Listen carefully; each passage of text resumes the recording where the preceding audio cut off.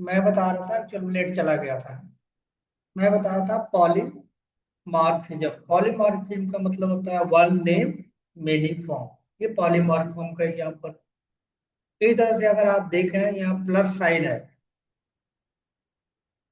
Plus sign है, तो plus sign भी क्या होता है, पॉलीमॉर्फिज्म होता है। क्यों?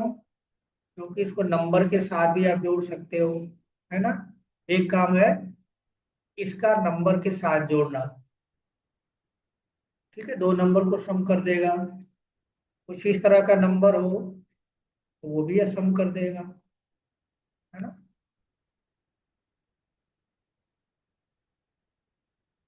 इस तरह से अगर आप देखेंगे, हर तरह के नंबर को ये सम करता है। हर तरह के न, हाँ, हर तरह के नंबर को क्या करता है ये, सम करता है। ये प्लस साइन क्या है, एडिंग क्या है, पॉलीमॉर्फिज्म। इसको स्ट्रिंग के साथ अगर आप जोड़ दें, यहाँ पे लिख दें राम, ठीक, और प्लस साइन कर दें आप श्याम, क्या हो जाएगा, ये भी जोड़ देना। तो आप देखिए इसकी फंक्शनलिटी क्या है। ये इंटीजर को भी करता है, ये डिवाइड बाई नंबर को भी सम करता है, ये फ्लोट या डबल वैल्यू को सम करता है, साथ में स्ट्रिंग को भी सम करता है। ये भी क्या है, पॉलीमॉर्फिज्म का एग्जाम्पल आप बोल सकते हैं। नाम एक है प्लस साइन, लेकिन काम इसके क्या है, मेनी फॉर्म है इसकी। ये नंबर के साथ काम करता है, डेसिमल के साथ काम करता है, स्ट्रिंग के साथ काम करता है। ठीक है, यानी इसकी फंक्शनलिटी इस तरह से बनाई गई है जावा के अंदर कि नंबर के साथ भी एड ऑन करेगा, फ्रैक्शनल वैल्यू है उसके साथ भी करेगा, फ्लोट वैल्यू है, डबल वैल्यू है उसके साथ भी करेगा, और स्ट्रिंग के साथ भी करेगा। इस तरह से डिजाइन किया गया है। तो अगर यही चीज हमें बार बार करना होता, अलग अलग नाम लिखना पड़ता, तो क्या होता है, कॉम्प्लेक्सिटी बढ़ जाती है। ये तो हो गया कि मैथमेटिक्स में, आप रियल लाइफ में भी देखते हैं, है ना। वन नेम मेनी फॉर्म, जैसे आपका चेयर है, तो चेयर क्या है, चेयर आपने एक नाम याद रख लिया, अब उसके बहुत सारे फॉर्म्स हैं। ऑफिस का चेयर अलग है, स्टूडेंट के बैठने का चेयर अलग है ना। आराम कुर्सी जो होता है, वो झूलने वाली चेयर अलग है। तो उसके आप देखिए, नाम तो एक ही है चेयर, लेकिन उसके फॉर्म कितने हैं, बहुत सारे हैं। ये जहां भी आप देखेंगे काम को, अगर जितने भी चेयर हैं, अगर 50 टाइप के चेयर है, 50 नाम अगर आप रखें, तो उस केस में क्या होगा, आपको याद रखना, नाम चीजों को रखना मुश्किल हो जाएगा। एक ही नाम से सारा काम चला लेते हैं, एक नाम और मल्टीपल काम। इस कॉन्सेप्ट को कहते हैं पॉलीमॉर्फिज्म। पॉली का मतलब मेनी, फॉर्म का मतलब होता है फॉर्म, किसी चीज का मल्टीपल फॉर्म, जिससे हमारा क्या होगा, हमें इजिली हमें चीजों को एक्सेस करने के लिए ये कॉन्सेप्ट काफी इंपॉर्टेंट हो जाता है। जैसे रियल लाइफ में भी अगर आप देखें, कंपनी के अंदर बहुत सारे मैनेजर्स होते हैं। ठीक है, अगर उन्हें मीटिंग, उसके ओनर को मीटिंग बुलानी है, तो क्या करेगा वो, एक मेल लिखेगा, all the manager come to the meeting. सारे मैनेजर जो भी होंगे, जिनके डेजिग्नेशन मैनेजर दिया गया, वो सारे मीटिंग में आ जाएंगे। लेकिन अगर उन्हें नाम मैनेजर ना दिया गया हो, क्या होगा, सबको अलग अलग मेल करना पड़ेगा। जिससे एक आदमी बैठ के, अगर बड़ी कंपनी है एसीएल जैसी, और एमएनसी कोई कंपनी है, तो उसमें 10,000 या 20,000 या 50,000 मैनेजर्स होते हैं। एक आदमी तो मेल करने में दिन भर लग जाएगा या 2 दिन लग जाएगा कि मीटिंग के लिए। लेकिन वहां पे पॉलीमॉर्फिज्म को यूज किया जाता है। ठीक, मतलब एक मेल है, सबको दे दिया जाता है, वो मेल अपना चेक करते हैं, सबको एक ही साथ एक मेल करते हैं, all the manager come to the meeting, वो सारे मैनेजर मीटिंग में आ जाते हैं। इस तरह सी की अगर हम बात करें, तो सी में अगर कोई वैल्यू को प्रिंट करना, डेटा टाइप अपने जावा में भी पढ़ी होगी, और सी अगर प्रोग्रामिंग लैंग्वेज है वहां भी पढ़ी होगी आपने। ठीक है, वहां भी डेटा टाइप होता है, इंटीजर, फ्लोट, कैरेक्टर, डबल होता है। तो वहां पे अगर आप किसी वेरिएबल की वैल्यू को प्रिंट करना चाहें, तो आपको याद करना पड़ता है प्रिंटअप के लिए परसेंट डी लिखना होता है, फ्लोट के लिए परसेंट एफ लिखना होता है, कैरेक्टर के लिए परसेंट सी लिखना होता है, स्ट्रिंग के लिए परसेंट एस लिखना होता है ना। तो फिर डबल है तो एल डी लिखना होता है। उस तरह से क्या है, अगर चार डेटा टाइप है तो चारों को आपको याद करना पड़ेगा। अगर आपने वो याद करके नहीं लिखा तो उस केस में क्या होगा, प्रॉब्लम होगा। यानी अलग अलग आपको क्या करना पड़ता है, याद करना पड़ता है, लिखना पड़ता है। जावा में बिल्कुल नहीं लिखना पड़ता। ठीक। आप इंटीजर हो, इंटीजर के चार टाइप हैं, शॉर्ट, बाइट, शॉर्ट, इंट और long. System dot out dot print L लिख दिया है, प्रिंट एल मेथड है, उसके अंदर डालेंगे तो देख लेगा क्या है, प्रिंट कर दे। फ्लोट वैल्यू है, डबल वैल्यू है तो भी प्रिंट कर देगा, स्ट्रिंग है तो भी प्रिंट करेगा, बुलियन है तो भी प्रिंट करेगा, है ना। हर चीज क्या करेगा, एक नाम आपको याद रखना है लेकिन उसका काम मल्टीपल है, मल्टीपल काम वो करता है।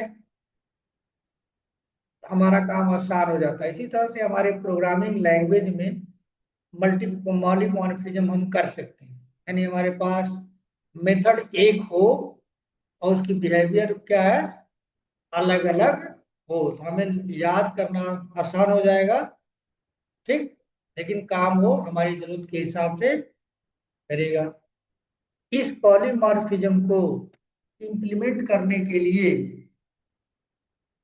पॉलीमॉर्फिज्म को इम्प्लीमेंट करने के लिए मतलब कोड लिखने के लिए दो कॉन्सेप्ट दिए गए हैं। दो कॉन्सेप्ट दिए गए हैं। यानी इस कॉन्सेप्ट को अगर आप इम्प्लीमेंट करना है, आप कोड करना है जावा के अंदर, ठीक है, तो उसको क्या करना होगा, पहली जो चीज है उसको बोलते हैं मेथड ओवरलोडिंग। Method overloading. और दूसरा जो तरीका है इसको इम्प्लीमेंट करने का पॉलीमॉर्फिज्म का, method overriding. Method overriding. Method overriding. तो पॉलीमॉर्फिज्म को, कॉन्सेप्ट को, अगर आपको जावा में कोड लिखना है तो दो तरीका आपको दिया गया है, या मेथड ओवरलोडिंग का यूज करके आप लिख सकते हैं या फिर मेथड ओवरराइडिंग का यूज करके आप लिख सकते हैं। नाम एक होगा, उसका काम डिफरेंट होगा। ठीक है। तो ये जो कॉन्सेप्ट है पॉलीमॉर्फिज्म जावा में इम्प्लीमेंट करना है, तो जो जावा उसको दो तरीका देता है, मेथड ओवरलोडिंग का और मेथड ओवर राइडिंग का। ये दोनों तरीके से आप कर सकते हैं। तो मेथड ओवरराइडिंग जो है, आपको देखने के लिए कम से कम रिलेशनशिप आपको आना चाहिए। यानी दो क्लासेज होगी, मेथड ओवरराइडिंग एक क्लास के बीच नहीं होती, कम से कम मिनिमम कितनी चाहिए, टू क्लासेज चाहिए। टू क्लासेज चाहिए। तो अब दो क्लासेज का जो कॉन्सेप्ट में पहले पढ़ना पड़ेगा, दो तरह की क्लासेज को कैसे मैनेज करते हैं उसको पढ़ने के लिए हमारे पास एक कॉन्सेप्ट आता है, इनहेरिटेंस। कॉन्सेप्ट होता है इनहेरिटेंस। ये वाला जो कॉन्सेप्ट है मेथड ओवरराइडिंग का, वो तब हम पढ़ेंगे जब इनहेरिटेंस हम आपको पढ़ा लेंगे, क्योंकि उस चीज में समझ में नहीं आएगा कैसे ये काम हो रहा है। तो पहले हम देखते हैं मेथड ओवरलोडिंग कैसे हम करते हैं।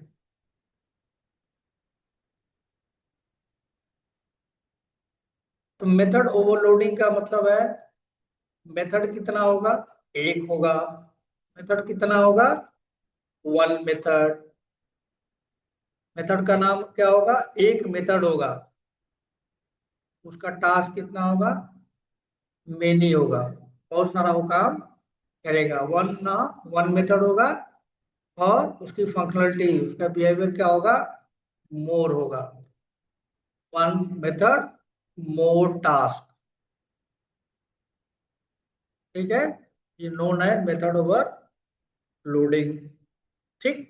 इसी को इम्प्लीमेंट करके देखते हैं।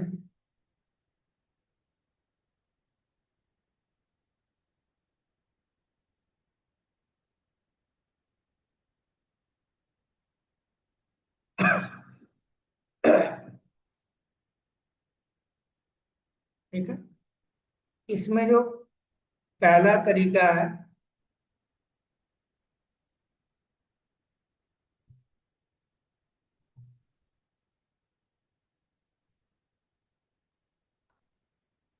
नंबर ऑफ आर्गुमेंट हम डिफरेंट रखेंगे। Number of argument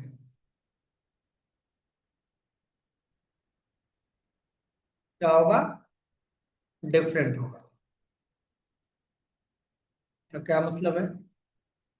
number of argument क्या होगा?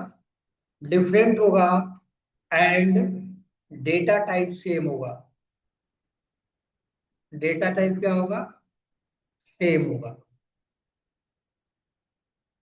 ठीक, तो इसी को करते हैं पहले। पहला जो तरीका है मेथड ओवरलोडिंग का, नंबर ऑफ आर्गुमेंट क्या होगा? सेम होगा। और डिफरेंट होगा और डेटा टाइप क्या होगा? सेम होगा। तो पहले हम यहाँ पे चलते हैं, लिखते हैं,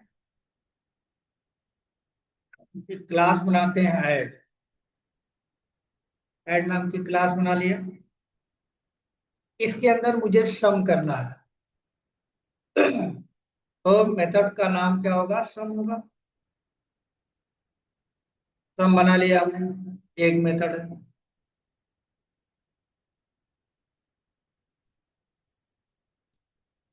एक मेथड हो गया। इसके अंदर आर्गुमेंट क्या होगा? डिफरेंट होगा। इसके अंदर दो नंबर हमने डाल दिए, N1 और N2।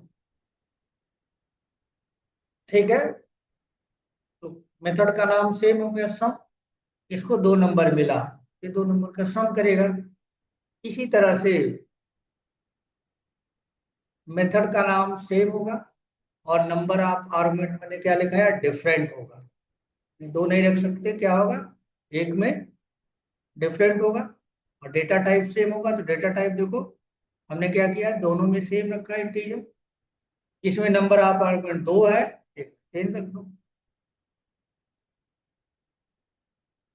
ठीक, एक में चार रख दीजिए, एक में पांच रख दीजिए। ठीक, इस तरह से।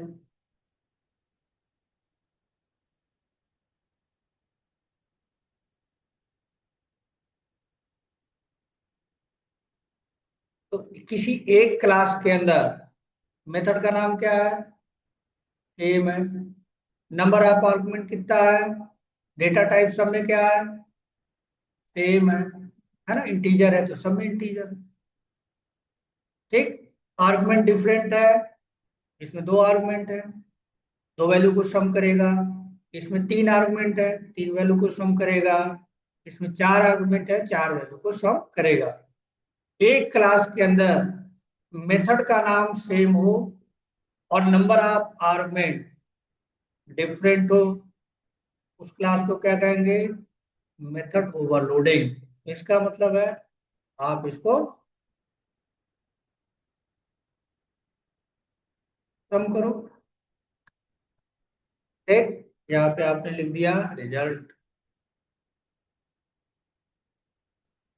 एक ही लाइन में हम लिख रहे हैं, दोनों नंबर का सम कर दो ब्रैकेट के अंदर। आपको लिखना है num1 प्लस num। ठीक, तो ये दो नंबर देंगे तो ये वाला दो आर्गुमेंट वाला चलेगा। तीन नंबर देंगे तो तीन आर्गुमेंट वाला चलेगा। चार नंबर देंगे तो चार आर्गुमेंट वाला।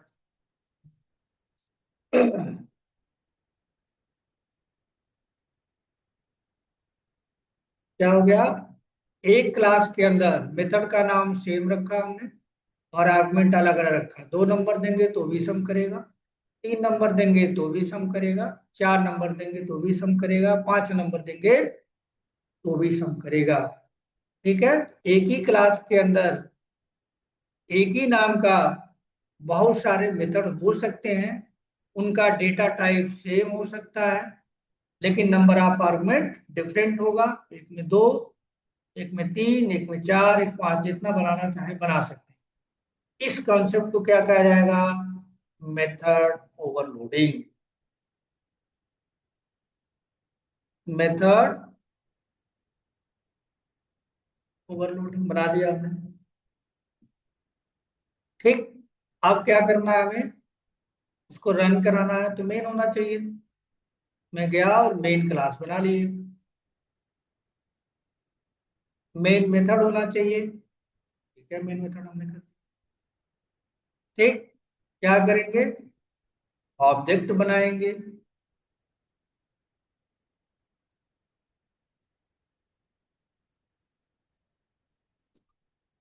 तो ए डॉट सम आपने कॉल करा, देखो कितना आ रहा है, 2 नंबर वाला भी दिखा रहा है, 3 नंबर वाला भी दिखा रहा है, 4 नंबर वाला भी दिखा रहा है, जैसे प्रिंटफ में दिखा रहा था, है ना। तो आप 2 नंबर का सम करना है, तो 2 नंबर की वैल्यू दे दीजिए, 2 नंबर का सम करके आपको देगा, 2 नंबर का सम करके देगा। ठीक, अगर आप 3 का करेंगे तो 3 नंबर का देगा। तो यहाँ पे आपने सम किया और रन करा, 2 नंबर का सम आपको मिल गया। इस तरह से आप चाहते हैं 3 नंबर का सम करना, दूसरा ऑब्जेक्ट बनाइए, 3 वैल्यू इसके अंदर दे दीजिए, 3 वैल्यू दे दीजिए, ये 3 नंबर का भी सम करेगा, 2 नंबर का भी सम का आउटपुट आएगा और 3 नंबर के सम का भी आउटपुट आएगा। 4 का देना है, 4 का दे दीजिए।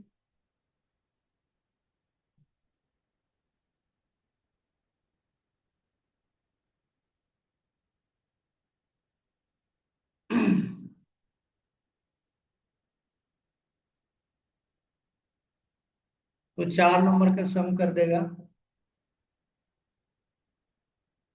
समझ में आया, क्या फायदा हुआ, हमको नाम एक ही याद रखना है, सम, एक नाम याद रखना है। 2 नंबर देंगे तो भी सम करेगा, 3 नंबर देंगे तभी सम करेगा। और अगर अलग अलग में रखता, क्या, नम वन मतलब 2 नंबर का सम, नम 2 सम 1 मतलब 2 नंबर का सम, सम 2 मतलब 3 नंबर का सम, सम 4 मतलब 4 नंबर का सम। तो मुझे लिखने में प्रॉब्लम होता है और कल को मैं भूल भी जाता है कि सम 1 में 2 ही देना है, सम 2 में 3 आर्गुमेंट देना है, 3 वैल्यू देनी है।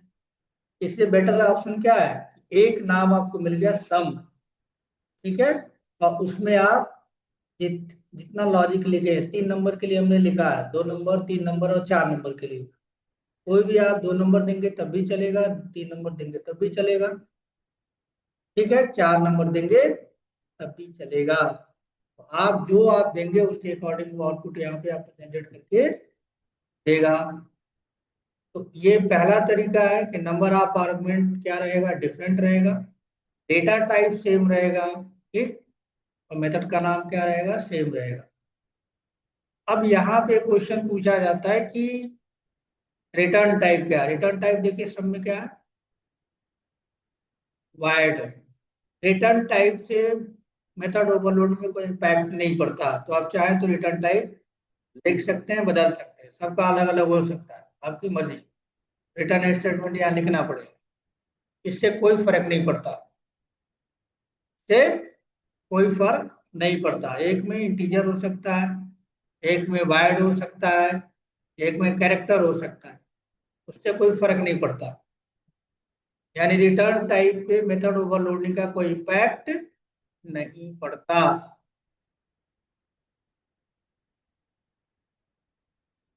ठीक,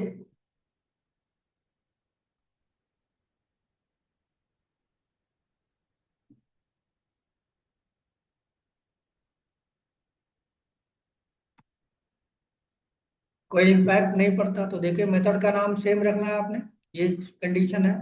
रिटर्न टाइप आप सेम रखें, डिफरेंट रखें, उससे कोई फर्क नहीं पड़ता। और नंबर ऑफ आर्गुमेंट डिफरेंट रखना है, डेटा टाइप क्या है, सेम है, देखिए इंटीजर है, सब में इंटीजर है, और डेटा टाइप क्या होना चाहिए, डिफरेंट होना चाहिए। अभी भी आपके प्रोग्राम पे कोई फर्क नहीं पड़ेगा, सेम आउटपुट आपको मिलेगा।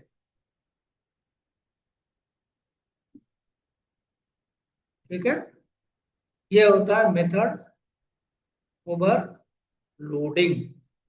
तो मेथड ओवरलोडिंग लिया, नाम क्या होगा, नेम सेम होगा, नेम सेम होगा, काम अलग होगा। सम एक नाम है, काम उसका 3 है, 2 को सम करता, 3 को सम करता, 4 को सम करता। और डेटा टाइप क्या होगा, सेम होगा। समझ में आया, ये पहला तरीका हो गया। रिटर्न टाइप का मेथड ओवरलोडिंग में कोई रोल नहीं होता है।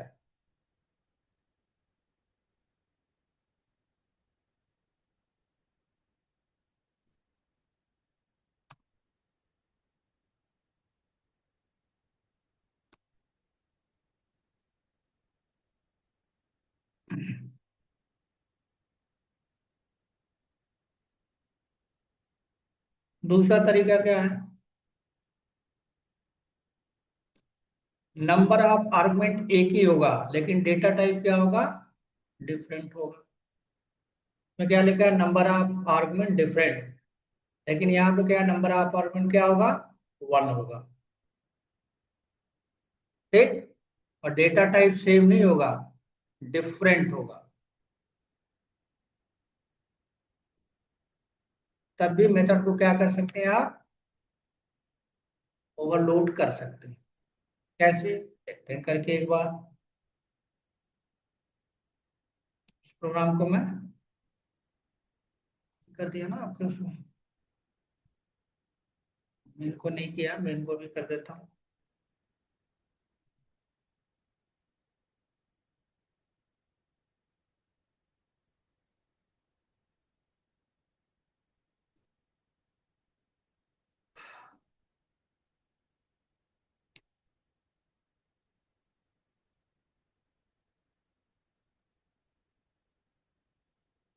तो एक क्लास बनाई हमने,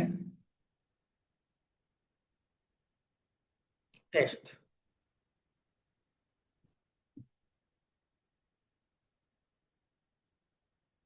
मेथड का नाम हमने मान लीजिए कोई भी मेथड का नाम ले दिया।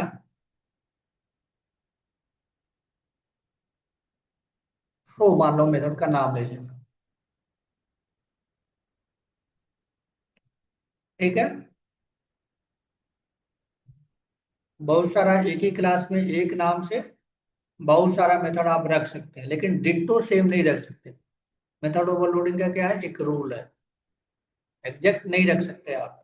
जब तीन रख दिया हमने और तीनों में क्या हो रहा है? एरर आ रहा है। क्यों?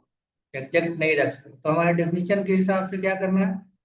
एक में हम अलग डेटा टाइप दे देते हैं, एक्स दे दिया। ठीक। दूसरे में हम कोई और दे देते हैं, फ्लोट दे दिया।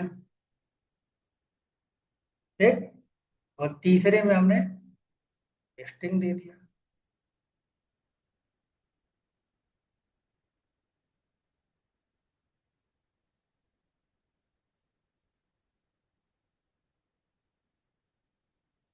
ठीक। रिटर्न टाइप आप जो मन करे वो दीजिए, उससे कोई फर्क नहीं पड़ता। रिटर्न टाइप में आप जो देना है, इंटीजर देना, फ्लोट देना, कैरेक्टर देना, जैसा चाहे दे सकते। देखिए एरर खत्म। अब मेथड का नाम तो इसमें भी सेम है। रिटर्न टाइप की हम बात ही नहीं कर रहे, इंटीजर लिखो, फ्लोट लिखो, कैरेक्टर लिखो, कोई फर्क नहीं पड़ता। ये चीज क्या रखना है? अलग रखना है। देखो एक में इंटीजर डाला, एक में फ्लोट डाला, एक में कैरेक्टर डाला। ठीक। प्रिंट करके देखिए।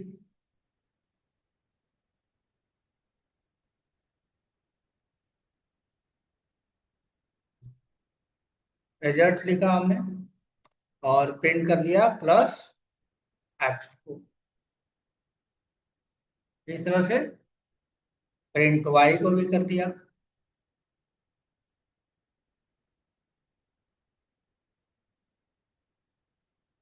और यहाँ पे प्रिंट स्ट्रिंग को भी कर दिया, जेड को।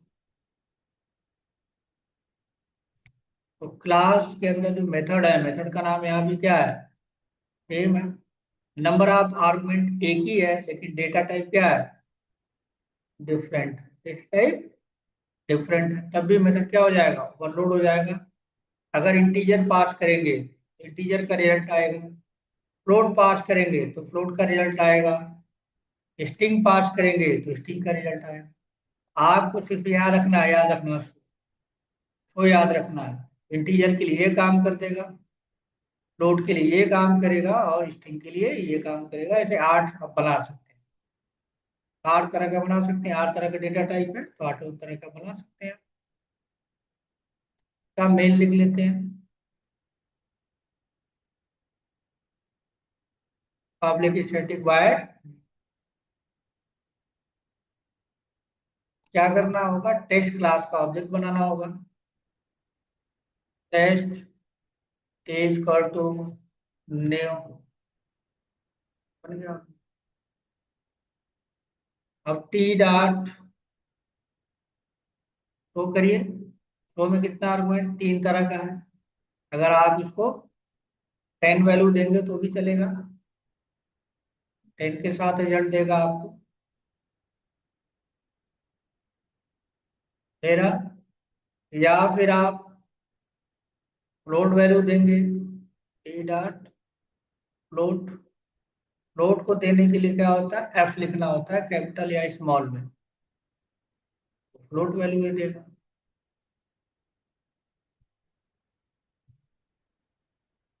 है ना।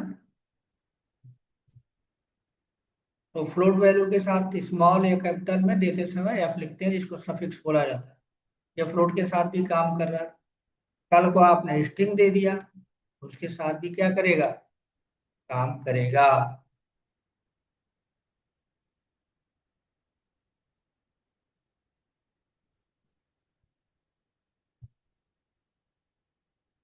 है ना। एक ही शो है लेकिन काम कितना है, मल्टीपल है। ठीक। तो मेथड को इस तरह से भी ओवरलोड करा जा सकता है। तो 2 तरीके हैं मेथड को ओवरलोड करने के। ठीक है। एक, नंबर ऑफ आर्गुमेंट आप सेम रखोगे, एक नंबर ऑफ आर्गुमेंट आप सेम रखोगे, डेटा टाइप क्या करोगे, बदल दोगे। किसी में इंटीजर होगा, किसी में फ्लोट होगा, किसी में स्ट्रिंग होगा। और एक तरीका है कि नंबर ऑफ आर्गुमेंट डिफरेंट होगा और डेटा टाइप क्या होगा, सेम होगा। तो ये 2 तरीके से आप मेथड को ओवरलोड कर सकते हैं। और रिटर्न टाइप का कोई भी रोल मेथड ओवरलोडिंग में नहीं होता। आप चाहें तो return type integer, float, character, double या वाइड कुछ भी दें, इससे कोई फर्क मेथड ओवरलोडिंग के कॉन्सेप्ट पे नहीं पड़ता।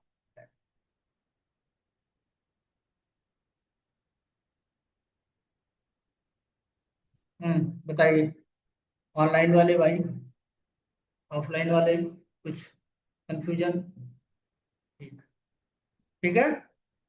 ये हो गया मेथड ओवरलोडिंग। अब मैंने आपको लास्ट क्लास में कंस्ट्रक्टर के बारे में बताया था। जब आप मेथड को ओवरलोड कर सकते हैं तो क्या कंस्ट्रक्टर को ओवरलोड नहीं कर सकते। अंतर सिर्फ कितना क्या है, अंतर सिर्फ इतना है कंस्ट्रक्टर और मेथड में, कंस्ट्रक्टर एक बार चलता है और ऑटोमेटिक चलता है। कंस्ट्रक्टर एक बार चलता है और ऑटोमेटिक चलता है। मेथड में क्या है, मेथड में आपको वैल्यू पास करनी होती है और साथ में कॉल करना पड़ता है। दैट्स इट, इतना ही अंतर है।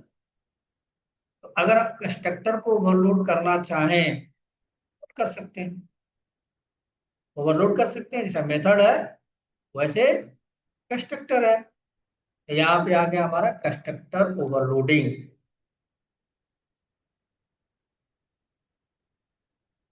Constructor overloading. तो इसी प्रोग्राम को मैं चेंज कर दे रहा हूँ, सिंपल सा। मैंने आपको पढ़ाया था कंस्ट्रक्टर के लिए क्या होगा। कंस्ट्रक्टर किसको बोलते हैं, कंस्ट्रक्टर उसको बोलते हैं जब जिस नाम से क्लास है उसी नाम से मेथड है। तो मैं अभी क्या करूँ, इसको यहाँ शो की जगह पे क्या डाल दूँ, ये डाल दूँ। और रिटर्न टाइप क्या करूँ, हटा दूँ। यहाँ पे भी क्या करूँ, शो डाल दूँ और रिटर्न टाइप हटा दूँ। यहाँ पे भी जो क्लास का नाम है वही मेथड का नाम कर दूँ, हटा दूँ। हो गया कि नहीं हो गया। एक नाम है और डेटा टाइप क्या है, डिफरेंट है ना, डिफरेंट। तो आप अच्छा है तो इसको चला सकते हैं। ये वाली चीजें क्या हो गई, खत्म। ठीक। अब यहाँ पे आप 10 दोगे तो भी ये चलेगा,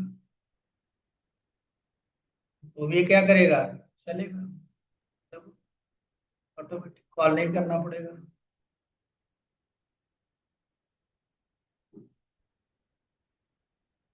दूसरा, आप फ्लोट दोगे तब भी ये चलेगा।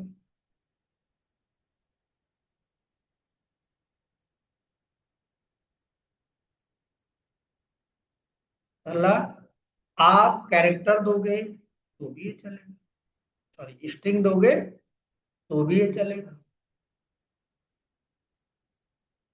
है कि नहीं?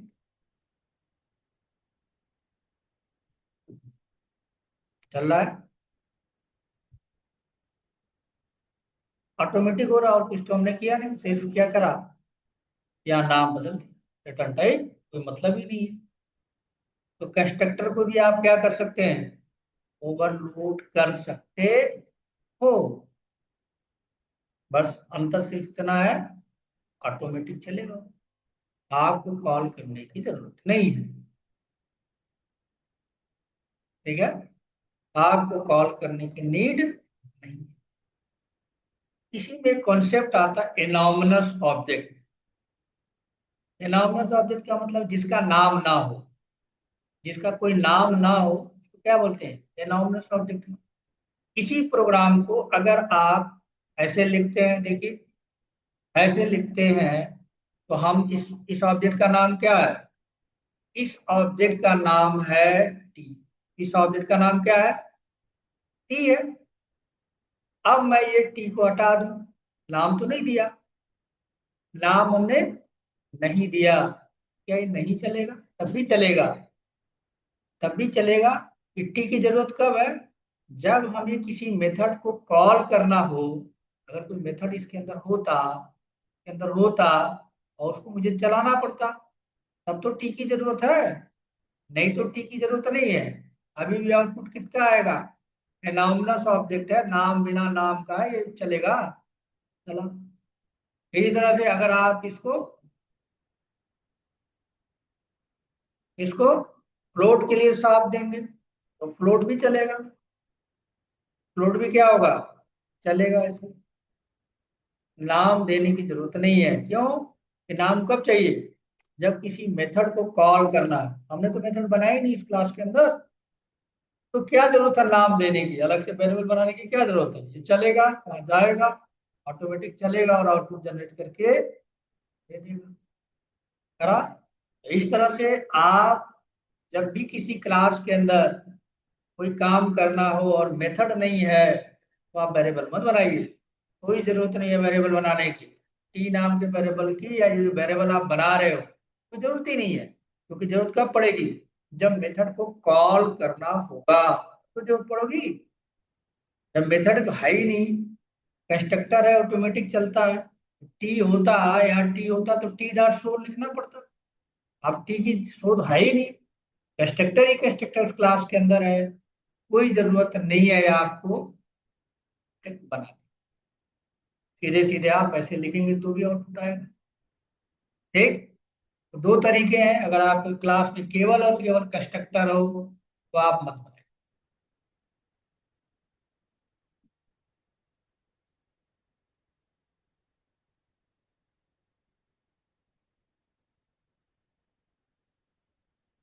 दोबारा से लॉगिन करता हूँ।